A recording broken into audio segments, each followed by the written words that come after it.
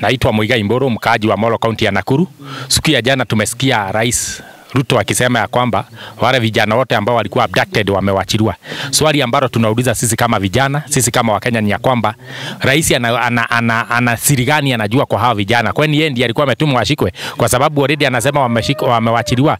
Kwani yeye ndiye mwenye kuwashika ama yeye ndiye mwenye kufanya nini? Kwa sababu wewe sema uko na ushahidi ya kwamba watu wamewachiliwa kama wewe hukuhusika kwa njia moja ama nyingine kwa hawa watu kushikwa. Kuna huu muungano mpya ambao umetokea ambao unahusisha Rigathi Gachagua, Fred Matiang'i, akina Kalonzo Musyoka.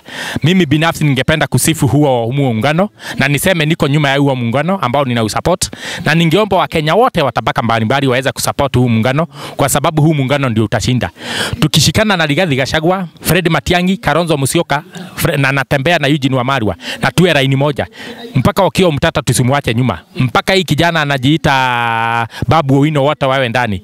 Naamini ya kwamba hao ndio upinzani ambao utakuja kukomboa nchi ya Kenya.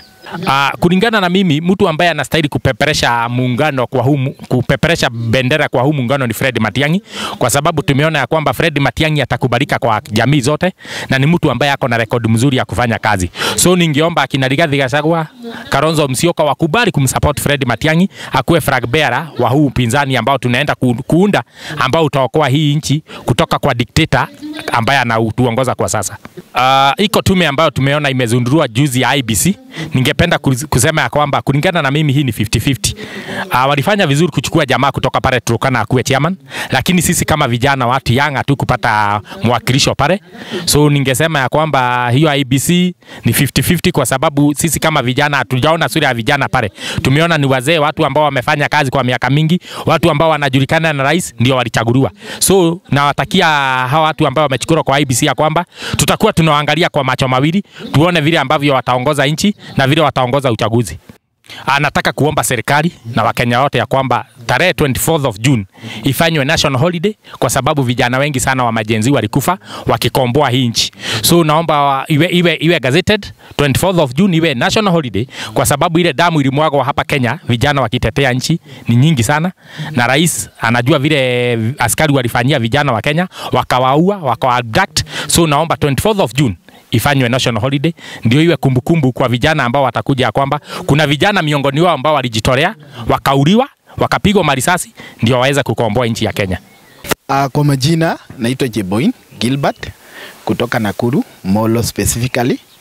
Mimi nataka kuongea kidogo kuhusu IEBC yenye imechaguliwa kwa saa hii. Maoni yangu kwa IEBC yenye imechaguliwa kwa saa hii ni kuwahimiza vijana tuweze kuchukua kura.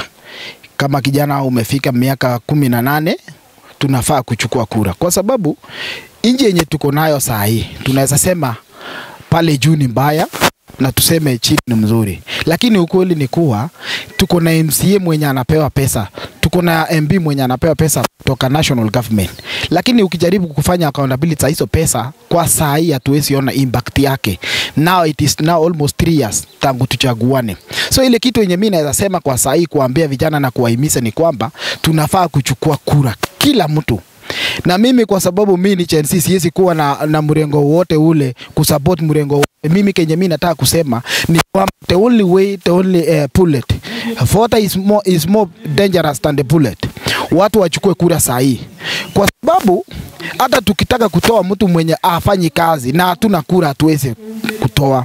Hapa Nakuru is a cosmopolitan place na nimekuwa nikisema kila siku, sisi wote enemy yetu ni kutokuwa na ile development ama maendeleo kwa kaunti yetu ya Nakuru, Molo mpaka hapa Elbagon mahali mimi natoka. So mimi naweza wahimiza tuweze kuchukua kura kila mtu. Na mimi nataka kuongeza kusema kitu kuhusu jana venye president ameongea, ni kwamba mimi sikubaliani nao kabisa kusema ati hakukuwa na watu walikuwa abducted. Watu wengi walikuwa abducted, wengi waliuliwa. Na ningeomba president aweze kukuwa mtu mwenye very truthful. Yeye alikuja na kanisa na watu wakamkubali. Wacha pia aweze kusema ukweli. Because for now we have lost confidence kwa Kenya anasema. Na mimi kama kijana naweza omba wetu. Hawezi kukuwa ni mtu mwenye anaweza tuambia kweli, kwa sababu watu wengi walikufa, wengi walishikwa. Na saa hii we don't have the accountability. Polisi wenye walifanya hiyo kazi hatuchaona hata hapa kwetu Nakuru. Na mimi ningeomba kwa saa hii rais wetu, tafadhali ongea ukweli, watu wakusikize, kwa sababu hata tuseme nini, you are the rais, wewe ulipewa hiyo mandoli ya kuongoza nchi, ulipewa kisu, na ni vizuri aweze kuongea ukweli. Number 2, kwa ma ministers wenye wako, mimi ningetaka kuhimiza ama kumuonya rais, kama kuna minister mwenye amepewa kazi ama cabinet secretary, wacha huyo mtu afanye kazi yake. If anything happen, we will blame the ministry. But now if the president yeye mwenyewe anaelezea kila kitu kuhusu kila ministry, inamaanisha we have the incompetent ministers and also we have a problem in our executive. Na ningetaka kuomba MPs wenye wako sasa wenye walichaguliwa, you have 2 years in office. Na mimi naimiza vijana hapa Molo, hapa Nakuru, tutasimama na kila mtu mwenye hajafanya kazi as per the constitution of Kenya, huyo mtu atakanyaga nje. Jambo lingine ningetaka kuongelelea ni to the Ministry of Sports na vijana ambayo inaongozwa na Fikirini Jacobs. Hatujaona impact yake hata ingawa amewekwa kwa ofisi juzi. This ministry is imekuwa dormant. Hatuoni kitu yenye kinaendelea. Na tungetaka hapa Nakuru tuweze pia kupanga yeye mwenyewe akuje mpaka Nakuru, sisi tuongee na yeye one on one, tuweze kumsikizia na yeye mwenyewe atusikize. Kulingana na ile kenye kotini wamesema kwamba Rigathi alitolewa, ile penje ile ilikuwa imechaguliwa ambayo ilikuwa inaamua kama Gachagua alitolewa ina constitutional manner. Mimi nataka kusema hivi, hizi zote ni games. Hizi ni game inachezwa na mwenye anacheza mnajua ni nani, kwa sababu saa hii president ameona Gachagua amepatana na akina Matiang'i na wengine. Hiyo ni force yenyewe. Rais ameona pull card zake hivi. Rigathi aambiwe asimame kiti. Ile coalition imekuwa saa hii itavunjika.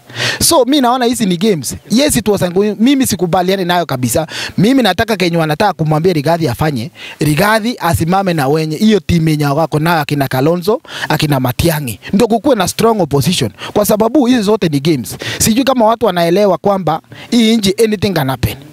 Last time tuliambiwa hiyo penji likaa for almost a month wakifanya hiyo kesi, na tukaambia Rigathi ametolewa na haikuchukua hata muda wote. So mimi Kenya mimi naweza mwambia nataka president akae Kindiki na Rigathi mwenyewe achipange na timu yake wafanye hii mambo.